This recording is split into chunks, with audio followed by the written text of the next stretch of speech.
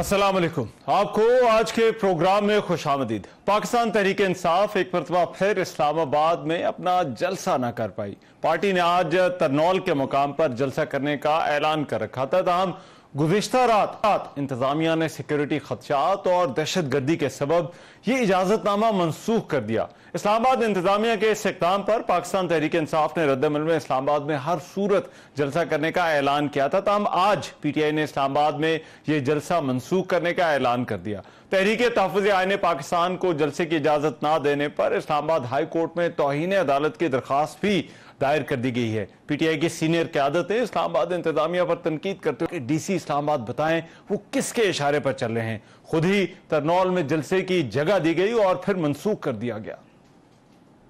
4 महीने के बाद एक NOC इस्लामाबाद हाई कोर्ट की परमिशन से मिली थी।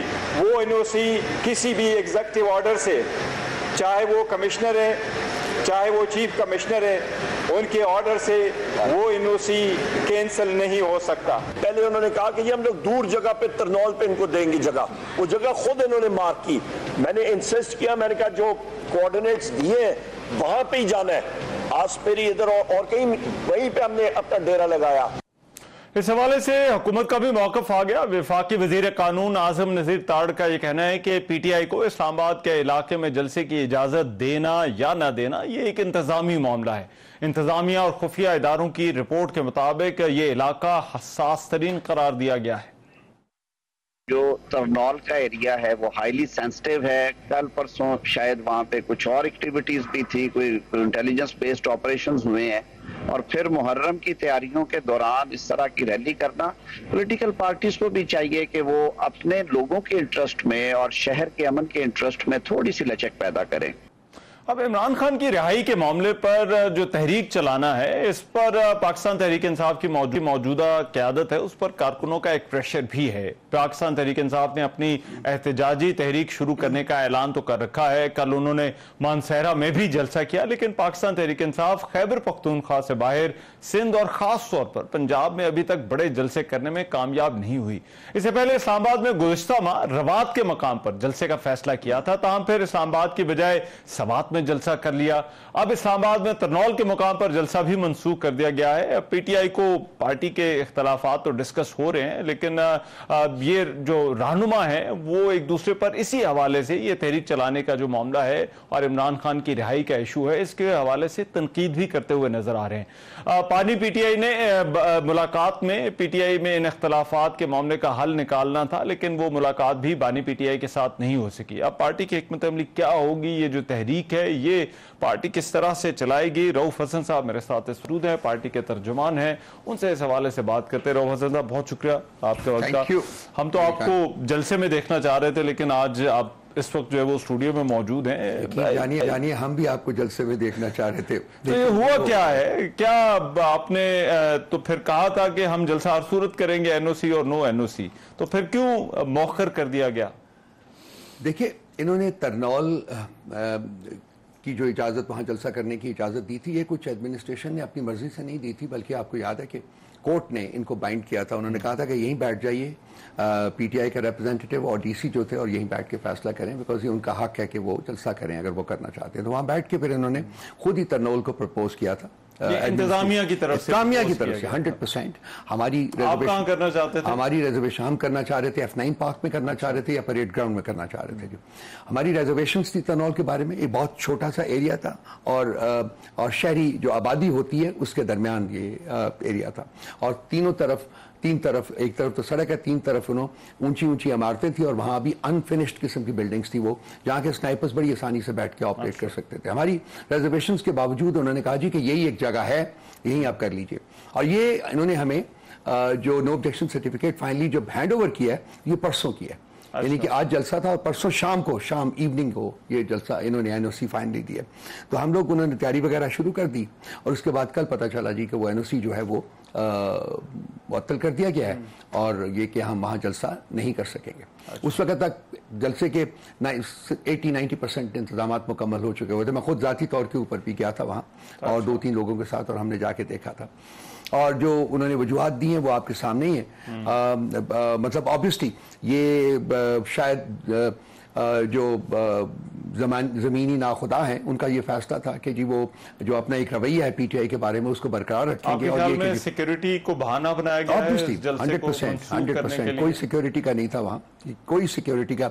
असल में जिस तादाद में लोगों ने जितने जज्बे के साथ रिस्पॉन्ड किया, जब मैं भी वहाँ गया, ये तकरीबन कुछ 6-6:15 बजे का कल वक्त था जबकि मैं वहाँ गया, उस वक्त जो लोग वहाँ सैकड़ों में लोग ऑलरेडी इकट्ठे हो चुके हुए थे और जिस तरीके से उन्होंने मेरा इस्तेमाल किया मैं हैरान परेशान रह गया। वेरी एनीवे वो उसके बाद फिर हमने रात को लेट नाइट हमने उसके बाद पुलिस आ गई, उन्होंने टेक ओवर कर लिया, हमारे जो सारी चीजें थी वो उठा के ले गए, वो जो उनका काम है चोरी डाका करना, वो उठा रात को पुलिस ने रात को भी चोरी डाका कर दिया उन्होंने। सब कुछ उठा के उन्होंने अपने ट्रकों में डाला और ले गए और वो सामान हमें मिलेगा भी नहीं। उसके बाद हमारी रात को लेट नाइट मीटिंग हुई और उसमें हमने डिसाइड किया कि जी जलसा तो करना है। ये फ्रैंकली तो उसमें दो आरा थी कि एक से जलसा करना ही करना है, दूसरी राय ये थी कि हम कोशिश करते हैं कि आज रात को या कल सुबह अर्ली मॉर्निंग हम केस अपना जो है वो हाई कोर्ट में अदालत में लेके जाते हैं और वहां कंटेम्प्ट का केस करते हैं और कोशिश करते हैं कि कल ही दैट इज आज हम वो उसकी सुनवाई हो जाए। तो यही हमने किया और उसके बाद फिर हम फैसला करेंगे कि जलसे का क्या करना है। तो वही गया सुबह में 9 बजे हमारे वकला और MNAs की एक बड़ी तादाद जो थी वो हाई कोर्ट में चली गई, इस्लामाबाद हाई कोर्ट में। वहाँ उन्होंने उसको रिसीव तो कर लिया, डायरी भी लग गई, लेकिन जो कंसर्न जज उस वक्त ड्यूटी पर था उसके पास अब गए तो उन्होंने कहा जी कि इस तरह का केस जो है वो जो चीफ जस्टिस है वो मुझे मार्क करेगा और उसके बाद ही मैं सुन सकूंगा। मैं अपने तय जो ये केस है आज नहीं सुन सकूंगा, मंडे को सुन सकूंगा। तो हमने उस वक्त चीफ जस्टिस से भी हमारे लोगों ने कॉन्टेक्ट एस्टैब्लिश करने की कोशिश की, लेकिन अनफॉर्चुनेटली वो नहीं हुआ। कंसिक्वेंटली ये जलसा जो था वो आज की मतलब जो कोर्ट हियरिंग थी वो आज की बजाय मंडे पर चली गई। अच्छा, तो आप लोगों के पास जलसा मौखर करने के अलावा और उसके बाद रास्ता नहीं था। उसके बाद हम दोबारा हमारी पॉलिटिकल कमेटी की मीटिंग आज दिन को 11 बजे हुई और वो तकरीबन 1 घंटा तक रही। उसमें वंस अगेन 2 आरा थी, मैं आपको I be very straight with you, 2 आरा थी और वो ये थी कि जी जलसा हर हालत में करना चाहिए हमें, अब जबकि अदालत ने भी नहीं लगाया या नहीं लग सका दोनों चीजों में से।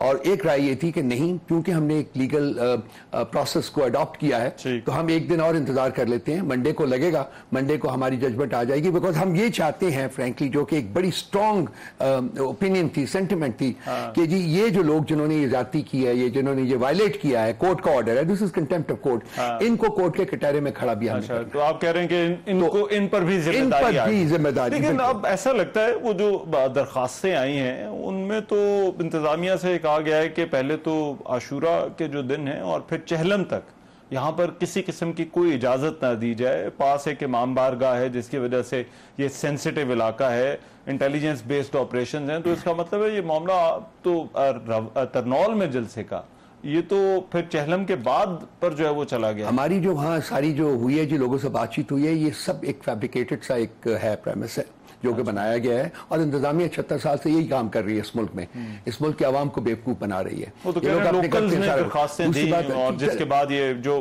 मैं इस पर भी मैं इन्वेस्टिगेट करने के जिन्होंने लोकल उनके साथ आप मेरे साथ चलिए, वो शायद आपको मिले ही ना वो लोकल जिसने दरख्वास्त दी है। दूसरी बात है कि हमने तरनौल में मांगी नहीं थी इजाजत, हमने कहा था F9 पार्क दे या इवन प्रेफरेबली हमें वो परेड ग्राउंड दे। तो वो किसी आबादी के दरमियान नहीं है, वहां ऐसा काम किया जा सकता है।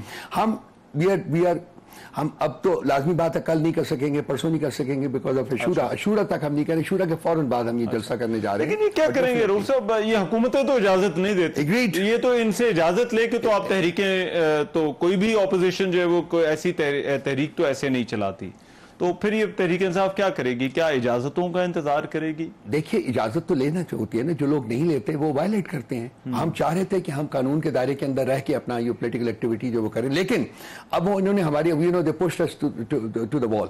अब इसके बाद अगर कोई इस तरह का मसला हुआ तो लाजमी बात है फिर देखेंगे कि हम करते रहेंगे। वो तो आपको इजाजत आप दरख्वास्त से देंगे, वो इजाजत आपको नहीं देंगे, हम करते ही रहेंगे, हमें नहीं रोकेंगे, तो आपके जलसे भी नहीं होंगे जलसे होंगे। तो वो फिर कैसे होंगे? अगर आप खुद ही कह रहे हैं कि जलसा तो इजाजत के साथ ही होना है। देखिए होता था, लेकिन जब अगर ये इजाजत ना देने की वजूहत होनी चाहिए ना, मसलन ये है कि JUI को जलसा कर रहे हैं जी, पीपल्स पार्टी जलसा कर रही है, PMLN जलसा कर रही है, उनके ऊपर ये सारी इनकी जो शरायत है वो लागू नहीं होती ना, वो कर रही है। अगर फस्तायत है तो वो सिर्फ PTI के ऊपर है। So we have decided this is the last time, उसके बाद जलसा हमने हर सूरत में करना है, इजाजत दें या ना दें। जलसे की भी आपको इजाजत नहीं मिली, दूसरी तरफ इमरान खान कहते हैं मेरे से मिलते इख्तलाफात में खत्म करा देता, तो वहां पर भी आपकी मुलाकात नहीं हो सकी। तो इख्तलाफात जी उसके बाद आपने देखा कि उसके बाद हमने प्रेस कॉन्फ्रेंस भी की थी, हमारे साथ शंदाना बीबी भी खड़ी थी, हमारे साथ अफरीदी साहब भी थे, हमारे साथ जुनैद साहब भी थे, जिनकी मार्फत से ये इख्तलाफात की जो अफवाहें थी वो उड़ाई गई थी, और उन्होंने एक हाथ पकड़ कर उन्होंने कहा जी कि हम एक हैं, हमारी आरा डिफरेंट हो सकती है, वो हम अपने पार्टी फोरम के ऊपर उसका इजहार करते रहेंगे, और वो हमेशा हर पॉलिटिकल पार्टी में भी होता है, लेकिन when it comes to fighting a political battle, when it comes to standing with Khan साहब, वी वन। अच्छा, लेकिन तहरीक किस तरह से पार्टी जो है वो चलाएगी, क्योंकि ये पार्टी के लिए तो एक बड़ा इशू है, मुलाकातें नहीं हो रही, अहम फैसले जो है वो ताखीर का शिकार होते हैं। अभी आपका सेक्रेटरी जनरल का भी अभी फैसला होना है, हो गया। अच्छा, वो क्या हुआ? खान साहब ने कहा है कि जी उमर अयूब जो है वो कंटिन्यू करेंगे। अच्छा, ये खान साहब ने जो है वो उमर अयूब भी कल फैसला किया। अच्छा, कल फैसला, तो उनका इस्तीफा जो है वो उन्होंने अप्रूव नहीं किया, और उमर अयूब ही पार्टी के सेक्रेटरी जनरल जो है वो रहेंगे। उनको आज उनका दोबारा हमने नोटिफाई भी कर दिया। अच्छा, नोटिफाई कर दिया, तो कोई आर्जी चार्ज नहीं है उनके पास, पहले तो था ना कि वो कुछ देर के लिए, तो मतलब वही सेक्रेटरी प्रॉपर्ली नोटिफाइड। अच्छा, चलो, ये तो आम बात आपने बताई, लेकिन फिर तहरीक जो है, वर्कर ऐसा लगता है कि पार्टी क्या चाहता है कि तहरीक चले, इमरान खान की रिहाई की जलसे हों, तो वो अब इस सारी सूरत हाल को आपको लगता है कि पार्टी के ऊपर ये प्रेशर है, या पार्टी की जो लीडरशिप है वो इस प्रेशर को फील कर रही है? पब्लिक सेंटिमेंट का जो आपने जिक्र किया, मैं आपसे बिल्कुल एग्री करता हूं, 100%। दूसरा पॉइंट आपका कि जी क्या प्रेशर है कि नहीं, immense pressure on the party leadership. देखिए, हमारा तो फोकस ही सिर्फ आवाम है, हमारे सपोर्टर्स है ना। अगर हमारे सपोर्टर्स भी हमें तनकीद का निशाना बनाना शुरू कर देंगे, या वो ये समझेंगे कि हम ये तहरीक शुरू नहीं कर पा रहे, तो लाजमी बात है वो हमारे लिए एक बड़ा डिफिकल्ट मोमेंट होगा, और ये है, बिल्कुल है। इसीलिए जो आज की मीटिंग भी हुई है उसमें जो फैसले किए गए कि फ्रॉम नाउ ऑन हम बिल्कुल इस चीज का, इसकी परवाह नहीं करेंगे, हम एक जो मोडेलिटीज हैं वो पूरी करेंगे। अगर ये इजाजत दे दें 100 बिस्मिल्लाह, अगर इजाजत नहीं देते तो जलसा हम करेंगे, उसके बाद फिर जो इंसानिया ने करना हमारे साथ कर ले, क्योंकि हम इसको फर्दर डिले नहीं कर सकते। अच्छा, और डिले नहीं कर सकते। और आज की मुलाकात में लास्ट ही बताइएगा, ऑल पार्टीज कॉन्फ्रेंस के हवाले से कोई बात हुई कि उसमें तो खान साहब ने कह दिया कि हम जाएंगे तो सही? खान साहब ने बिल्कुल उससे कहा जी कि जब अगर ऐसी कोई मीटिंग होगी तो हम जाएंगे, क्योंकि अल्टीमेटली उसकी वजह भी क्या है, उसकी वजह यह है कि ये जो ऑपरेशन है जो इन्होंने नया अनाउंस किया है, अज़्म इस्तेकाम, ये केपी स्पेसिफिक है, and partly this is Balochistan specific, और वहाँ हमारी हुकूमत है। और ये जो केपी ने सफ़र किया है, केपी के अवाम ने, फॉर्मर फाटा के अवाम ने जो बहुत सफ़र किया है, डिस्प्लेस्ड जो कहते थे ना, इंटरनली डिस्प्लेस्ड लोग जो थे वो परमानेंटली डिस्प्लेस्ड लोग हो गए हुए, 1 मिलियन से ज़्यादा लोग जो वो डिस्प्लेस हुए थे। So the government of KP, Ali Amin Gandapur से बड़ा क्लियर कर दिया जी कि हम नहीं चाहेंगे कि ये दोबारा हो। So government has to explain कि एग्जैक्टली क्या ऑपरेशन के डायनामिक्स क्या होंगे। अगर उस सिलसिले में कॉन्फ्रेंस बुलाई गई तो खान साहब की इंस्ट्रक्शंस हैं कि जी आप जाइए और उनका पॉइंट ऑफ व्यू सुने, अपना पॉइंट ऑफ व्यू आप वहां पेश करें, और उसके बाद देखें कि हालात किस तरफ जाते हैं। ठीक है, बहुत शुक्रिया। रऊफ हसन साहब हमारे साथ मौजूद थे, thank you so much. Programme में एक ब्रेक शामिल करते हैं, वापस आते हैं इस ब्रेक के बाद। Welcome back. मुल्क में नई सियासी जमात अवाम पाकिस्तान पार्टी बाज़ाब्ता तौर पर लॉन्च कर दी गई। इस्लामाबाद में पार्टी की लॉन्चिंग के हवाले से एक तकरीब का इनेकाद किया गया। इस मौके पर साबिक वजीर आजम शाहिद खान अब्बासी का कहना था कि अवाम पाकिस्तान की गैर रवायती जमात है और मुल्क में जमातें मखसूस मकासद के लिए बनाई जाती हैं। पाकिस्तान में रेडीमेड जमातें बनती हैं, हम वैसी जमात नहीं हैं। आम आदमी की सोच ये बात डाल दी गई है कि एस्टैब्लिशमेंट के बगैर इस मुल्क की सियासत नहीं हो सकती। पॉलिटिकल लीडर्स को आज डायलॉग की जरूरत है। ये अपनी कुर्सी को अलहदा रखें, अपनी शिकायत को एक तरफ रखें और इस मुल्क के आगे चलने के रास्ते का तयन करें। मेरा कोई इख्तलाफ मुस्लिम लीग नून से नहीं है, बिल्कुल कोई ना जाती इख्तलाफ है ना मुझे कुछ चाहिए मुस्लिम लीग नून से। मैंने तो एक सीधी बात की है कि मैं उस सियासत के साथ नहीं चल सकता जिसका इंतखाब अब मुस्लिम लीग नून ने किया है। इससे पहले भी पाकिस्तान की तारीख में बड़ी सियासी जमातों से नई सियासी जमातें बनती रही। मुस्लिम लीग नून से मुस्लिम लीग काफ बनी, मुस्लिम लीग के कई धड़े जो है वो अभी भी मौजूद हैं। पाकिस्तान पीपल्स पार्टी से Peoples Party Parliamentarians, Peoples Party Shaheed Bhutto और पीपल्स पार्टी शेरपाओ के नाम से पार्टियां बनी। इसी तरह से एमकेएम से एमकेएम हकीकी पाक सरजमीन पार्टी बनी, मुख्तलिफ धड़े बने, बाद में वो धड़े इकट्ठे भी हो गए। अभी भी एमकेएम लंदन और एमकेएम पाकिस्तान की तफरीक है। इसी तरह पाकिस्तान तहरीक इंसाफ से भी इस्तेहकाम पाकिस्तान पाकिस्तान पार्टी और पीटीआई पार्लियामेंटेरियंस बनी। अब ये जो नई जमात है और जिसका नारा है कि बदलेंगे निज़ाम, ये नई जमात क्या किसी जमात की ऑफशूट ही है या फिर इन जमातों से मुख्तलिफ है? इस जमात के काम से मुल्की सियासी मंजरनामे में और सियासत में क्या तब्दीली आएगी, और ये जो जमात है इसकी तरजीहात क्या होंगी? इस पर बात करने के लिए मिफ्ता इस्माइल साहब इस वक्त मेरे साथ मौजूद हैं। साबिक वजीर खजाना हैं, पार्टी जनरल भी हैं, उनसे इस हवाले से जानते हैं। मिफ्ता इस्माइल साहब, बहुत शुक्रिया आपके वक्त का। मिफ्ता इस्माइल साहब, सबसे पहले तो ये बताइए कि इस्तेहकाम पाकिस्तान, ये जो आप लोगों की पार्टी है अवाम पाकिस्तान पार्टी, क्यों इसे मुस्लिम लीग नून की ऑफशूट ना समझा जाए? क्योंकि आप लोग ये कह रहे हैं कि मुख्तलिफ जमात है, हर तरह से मुख्तलिफ है अपने एजेंडे के हवाले से भी, तो किस तरह से मुख्तलिफ है मुस्लिम लीग नून से और उसकी सियासत से? जी रहमान भाई, देखें, अक्सर जो आपने जो उनके नाम भी लिए पार्टियों के जो कि ऑफशूट्स हुई हैं, वो अमूमन बनाई गई हैं। आप जानते हैं कि वो बनी नहीं है, वो बनाई गई हैं, चाहे वो इस्तेहकाम हो या चाहे वो पार्लियामेंटेरियंस हो वगैरह वगैरह, क्यू लीग हो मिसाल के तौर पे। लेकिन ये पार्टी हमने बनाई नहीं गई है, हमने खुद बनाई है। और दूसरी बात ये कि देखें, हम इस पार्टी के अंदर डॉक्टर जफर मिर्जा शामिल हैं जो कि पीटीआई में थे, डॉक्टर अजहर असलम शामिल हैं जो कि पीटीआई में थे, शेख सलाउद्दीन साहब शामिल हैं जो कि एमक्यूएम में थे। और हम तो मुद्दत बार ये कह चुके हैं कि हमारा खुदा न खास्ता किसी से झगड़ा नहीं है, और मुस्लिम लीग की क़यादत से भी नहीं है, पीपल्स पार्टी पीटीआई किसी की क़यादत से झगड़ा नहीं है। हम सियासत में इख्तलाफात को दुश्मनी नहीं समझते, और हम मुस्लिम लीग से इसलिए हमने अलग हुए कि जैसे आप जानते हैं कि मेरी सोच जो माशी सोच है उसकी और मुस्लिम लीग की जो माशी सोच है उसमें बहुत फ़र्क है। और उसके बारे में मेरे ऊपर भी बड़ी मुस्लिम लीग के दूसरे लोगों ने तनकीद करी, और फिर मैंने भी मुस्लिम लीग के दीगर चीज़ों लोगों के ऊपर तनकीद की है, लोगों के ऊपर नहीं, एक नज़रिए के ऊपर तनकीद की है। इसी तरह शाहिद भाई ने आज भी ये कहा है, शायद अब्बासी साहब, यार देखें, जो सियासत का इंतखाब नून ने किया है, अब हम ये नहीं कह रहे कि वो गलत सियासत है, सही, लेकिन वो हम उस इंतखाब में उस सियासत राह पे नहीं चलने को तैयार हैं।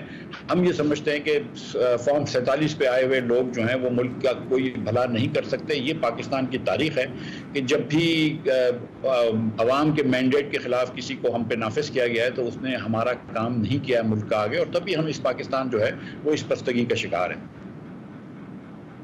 अच्छा, लेकिन पार्टियों के लिए सबसे बड़ी, और नई जमातों की मैं बात कर रहा हूं, सबसे बड़ी स्ट्रगल जो है वो इंतखाबी सियासत होती है, इलेक्टोरल सियासत होती है, इलेक्टेबल्स की ज़रूरत होती है, और शायद तभी इस्टेब्लिशमेंट का सहारा भी ढूंढा जाता है। आप ये कह रहे हैं कि ये तमाम चीज़ें जो हैं वो ख़ास तौर पर इस्टेब्लिशमेंट वाला जो मामला है वो आपके फोकस आपका नहीं होगा, तो सर ये फिर इंतखाबी सियासत किस तरह से ये पार्टी जो है वो करेगी?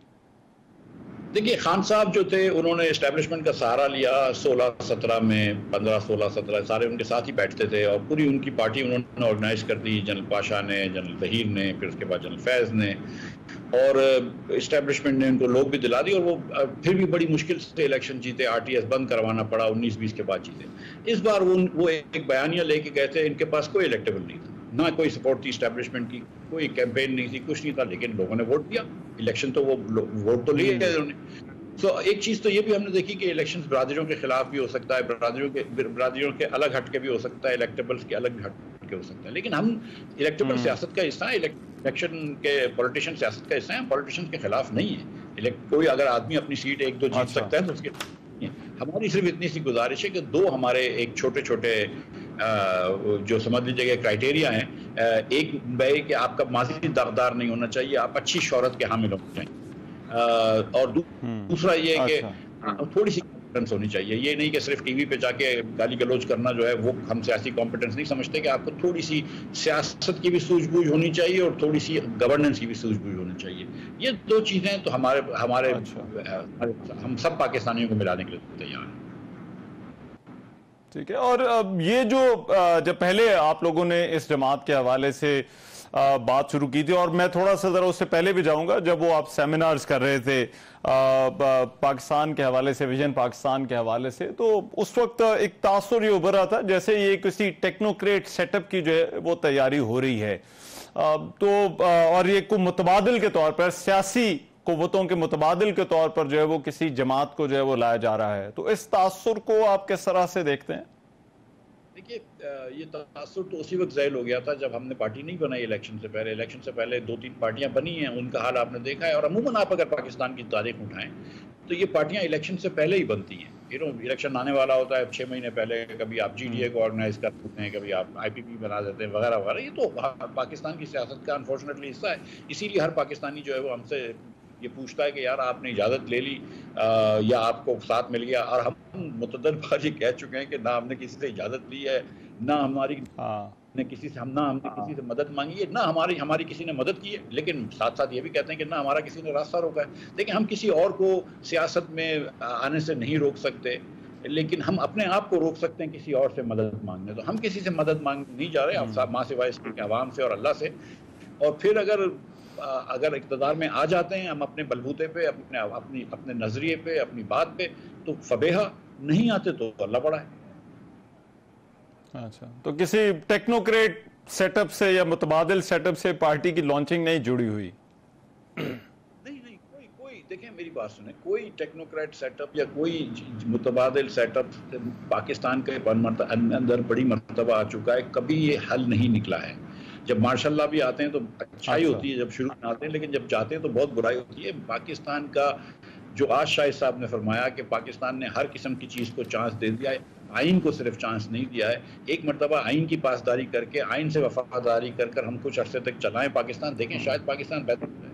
हमारा ये एक नजरिया है कि पाकिस्तान आइन के मुताबिक चलाने से बेहतर हो जाएगा। अगर आइन में आपको कोई सुकून लग रहा है, आइन में कोई 19-20 चीज़ लग रही, तो ज़रूर आप उसको बदलें, ज़रूर आप आइन में तरमीम करें, लेकिन जो चीज़ लिखी हुई है उस पर अमल किया जाए, और जो अमल वही होना चाहिए जो चीज़ लिखी हुई है। अच्छा, मगर ये क्योंकि आपका और शाहिद साहब का दोनों का ताल्लुक वक्त मुस्लिम लीग नून में ही गुजरा है, तो मुस्लिम लीग नून से ही और भी लोग आप लोगों को जो है वो ज्वाइन करेंगे या आपके राब्ते हैं, दावत दे रहे हैं? रहमान भाई, मैं आपको सीरियसली बता रहा हूँ कि हमने किसी एक शख्स से भी आज तक नहीं कहा कि आप पार्टी ज्वाइन करें, सियासी शख्स से, क्योंकि बहुत बुरी बात होगी, मायूब बात होगी कि हम किसी और के लोग कोच करने की कोशिश करें। जो भी हजरात हमारे साथ हैं, ख़वातीन हजरात, वो खुद से तशरीफ़ लाए हैं, चाहे वो शेख सलाउद्दीन साहब MQM से आए हों, या सरदार मेहताब अब्बासी या डॉक्टर सईद इलाही नून से आए हों, वो काफ़ी अरसे से छोड़ी हुई थी उन्होंने, और या फिर अजहर असलम साहब या डॉक्टर जफर मिर्ज़ा PTI से आए हों। हमने किसी से कहा नहीं है। लोग अगर खुद तशरीफ़ ले आते तो बड़ी अच्छी बात है, हमें किसी को रोकेंगे नहीं। जो माँ सिवाय इसके कि किसी का माजी दागदार हो तो वो फिर हम माजरत कर देंगे। और पार्टी को ऑर्गेनाइज करने का किस तरह से आप इरादा रखते हैं? क्योंकि मेरा ख्याल है किसी भी नई सियासी जमात के लिए सबसे मुश्किल काम होता है कि आवाम तक पहुंचना कैसे है। सर, आज हमारी लॉन्च थी और इत्तेफाक है कि लॉन्च से पहले ही हमने 1-1.5 घंटा बैठ के अब पार्टी को ऑर्गेनाइज करने की बात की है। हमने कुछ डेटा साइंटिस्ट भी हमारे साथ हैं जो बिग डेटा और ये सब बना रहे हैं। इसके साथ साथ हमने कुछ टीम कर ली हैं हमारे ऑर्गेनाइजिंग कमेटी के अंदर। हमारी ऑर्गेनाइजिंग कमेटी में सिंध से भी लोग हैं, KP से भी लोग हैं, बलूचिस्तान से भी हैं, पंजाब से भी हैं, ज़ाहिर है। तो हमने फिर अपने अपने एरियाज़ के अंदर सब लोग कंसंट्रेट करेंगे। तो इंशाअल्लाह ताला हम अगले 6-8 महीने के अंदर हम चाह रहे हैं कि हर डिस्ट्रिक्ट डिवीजन के अंदर जो है वो पार्टी के ऑफिस बेरर्स हो जाएं, तो उसके और हम कम से कम उसके नाम हो जाएं हमारे पास। तो उसके बाद फिर हम पार्टी की एग्जीक्यूटिव कमेटी और जनरल काउंसिल बनाएंगे और उसके बाद इलेक्शन होंगे। तो हमारा कोशिश ये है कि 6-8 महीने के अंदर, ये आसान काम नहीं है पूरे पाकिस्तान में, और हम हम ये समझते हैं कि सियासत में स्पेस बहुत है, क्योंकि बहुत सारे वोटर्स मुतमईन नहीं हैं अपनी चॉइस से, और ये बजट के बाद तो बहुत सारे लोग परेशान हैं। तो सियासत में चॉइस ज़रूर है, और मैं समझता हूँ कि हमने बहुत ज़्यादा नाअहल लोगों को कोशिश करके ट्राई की है। अब शायद पाकिस्तान में अहल लोग, समझदारी की बात करने वाले, जो गाली गलोच ना करते हों लेकिन और झूठे वादे ना करते हों लेकिन अच्छी बात कर सकते हों, अगर उनको मौका मिले तो अल्लाह ने चाहा तो हमको मौका मिलेगा। लेकिन ज़रूरी नहीं है कि हमें मौका मिले, और हम किसी का, मैं आपको ये सच बता रहा हूँ कि हम हुकूमत का ज़रूर तवक्को होती है या होती है, लेकिन इतना शौक नहीं है कि अपने ज़मीर बेच के आए। अच्छा, राइट, बहुत शुक्रिया। मिफ्ता इस्माइल साहब साथ मौजूद थे, और नई पार्टी जो अवाम पाकिस्तान पार्टी है उस हवाले से उसकी तरजीहात क्या होंगी उस पर बात कर रहे थे। प्रोग्राम में भी एक ब्रेक शामिल करते हैं, वापस आते हैं इस ब्रेक के बाद। Welcome back after the break. गुज़िश्ता रोज army chief general Syed Asim Munir की ज़ेर सदारत कोर कमांडर्स कॉन्फ्रेंस का इनेकाद हुआ, जिसमें चंद हल्कों की जानिब से ऑपरेशन अज़्म इस्तेहकाम के हवाले से बिला जवाब तनकीद और मखसूस मफादात के हसूल के लिए क्या साराइयों पर इजहार तशवीश किया गया। इसके अलावा इजलास में मुल्क की सलामती की मजमूई सूरत हाल का जायजा लेते हुए इस ऑपरेशन के मुख्तलिफ पहलुओं पर तफसीली तबादला ख्याल हुआ। कोर कमांडर्स कॉन्फ्रेंस में शुरका ने सियासी अज़ाइम की तकमील के लिए जारी डिजिटल जो दहशत गर्दी है उसको रियासती इदारों के खिलाफ साजिश करार दिया और कहा कि रियासत मुखालिफ बैरूनी ताकतों की सरपरस्ती में जारी ये जो डिजिटल दहशत गर्दी है, इसका मकसद झूठ, जाली खबरों और प्रोपेगेंडे के जरिए कौम में नफाक और मायूसी फैलाना है। शुरका ने भी ये कहा कि अफवाज पाकिस्तान और पाकिस्तानी कौम इन साजिशों से न सिर्फ आगाह है बल्कि दुश्मन के मकासद को शिकस्त देने के लिए मुत्तहिद भी हैं। कॉन्फ्रेंस में मुल्क में पायदार इस्तेहकाम और मुआशी खुशहाली के लिए अज़्म इस्तेहकाम, दहशत गर्दी और गैर कानूनी जो सरगर्मियां हैं वो उसको ऑपरेशन अज़्म इस्तेहकाम के जरिए उनका गठजोड़ जो ख़त्म करना है उसको वक्त का अहम तकाजा करार दिया गया। इस मौके पर आर्मी चीफ ने आला अस्करी हुकाम को हिदायत की कि वो मुल्क में किसी भी जगह से दहशतगर्दों को फाल ना होने दें और इस ऑपरेशन पर अपोजिशन जमातों की जानिब से गुज़िश्ता दिनों कुछ तहफ़्फ़ुज़ात सामने आए थे, जिसके बाद हुकूमत ने अब ऑल पार्टीज कॉन्फ्रेंस बुलाने का भी फैसला किया है। ये इम्कान जाहिर किया जा रहा है कि ये APC आइंदा हफ्ते हो सकती है। अब बानी PTI ने हुकूमती APC में शिरकत का ऐलान भी कर दिया है, हुकूमत ने उसका खैर मकदम किया, लेकिन साथ ही साथ उनका यह कहना है कि जब तक अफगानिस्तान से ताल्लुकात बेहतर नहीं होते हम TTP से नहीं जीत सकते। इत्तफाक राय होगा या नहीं, ये जो कोर कमांडर्स जो कॉन्फ्रेंस का एलामिया है, ये इस वक्त ऑपरेशन अज़्म इस्तेहकाम के हवाले से जो इस वक्त बातें हो रही हैं, जो बहस चल रही है, उसका किस तरह से जो है वो उसके साथ जुड़ा हुआ है, इस पर बात करते हैं। और हमें ज्वाइन कर रहे हैं मौलवी साहब, दिफाई तज्ज़ियाकार हैं, इन अमूर पर गहरी नजर रखते हैं। मोहम्मद अली साहब, बहुत शुक्रिया आपके वक्त का। मोहम्मद अली साहब, सबसे पहले तो फरमाइएगा, ये जो गुज़िश्ता रात हमने ये एलामिया देखा, क्या समझ आती है? ये बड़ा सख्त रद्द अमल जो है वो ऐसा लगता है इस ऑपरेशन के हवाले से जो तनकीद हो रही है उसके ऊपर है। इस सख्त रद्द अमल की वजह क्या है? बहुत अहम सवाल किया जी। बिल्कुल ये सख्त रद्द अमल है और मैं समझता हूँ कि फौज की हाई कमान की जानिब से इसकी जो टोन है, जो अल्फाज का चुनाव है, वो भी बड़ी शिद्दत के साथ इस बात का इजहार करता है कि एक जानिब बुनियादी तौर पे जो हमारे जवान और अफसरान रोज़ाना की बुनियाद पे शहादतें दे रहे हैं पाकिस्तान की कौमी सलामती के लिए, तो दूसरी जानिब जो नॉन काइनेटिक डोमेन में बहुत से नेशनल एक्शन प्लान के पिछले 10 साल के जो ऐसे मामलात हैं जिन पे कोई पेशरफ्त नहीं हुई है, वो बहुत ज़्यादा उसके ऊपर फौज में तशवीश पाई जाती है। क्योंकि जो दीगर मामलात हैं, जिस तरह आपने भी हवाला दिया, जो क्राइम का और दहशत गर्दी का, मुनशियात का, दुश्मन ममालिक का जो नेक्सस है, उसके हवाले से जो सिविलियन डोमेन में मुख्तलिफ बहुत अहम इक़दामात हैं जिसका फौज से कोई बराह रास्त तो ताल्लुक नहीं है। जिस तरह आपने करिकुलम एक करना है, मदारिस को रजिस्टर करना है, ब्लैक इकोनॉमी को स्क्वीज करना है, और दीगर मामलात हैं, बॉर्डर सिक्योरिटी है, नादरा के रिकॉर्ड को बेहतर बनाना है, इलीगल इमिग्रेंट्स को रजिस्टर करना है या वापस भेजना है। ये वो तमाम मामलात हैं जो कि यकीनी तौर पे फौज का तो इसमें कोई अमल दखल नहीं है, लेकिन फौज तवक्को करती है कि ये वो मामलात हैं जो कि जिसकी वजह से दहशतगर्दी पनप रही है, जिसके खिलाफ उनको कुर्बानियां भी देनी पड़ रही हैं, शहादतें भी देनी पड़ रही हैं, लेकिन उनके नताइज के खिलाफ तो वो लड़ रहे हैं, लेकिन उसकी वजूहात का खात्मा नहीं हो पा रहा। ठीक है। अच्छा, इसमें मोहम्मद अली साहब एक और चीज जो हमने पिछले एलामियों में भी देखी, वो है डिजिटल दहशतगर्दी का लफ्ज जो है वो इस्तेमाल हुआ और इस एलामिया में भी इस्तेमाल हुआ। आपके ख्याल में बार बार इस डिजिटल दहशतगर्दी पर जोर क्यों दिया जा रहा है?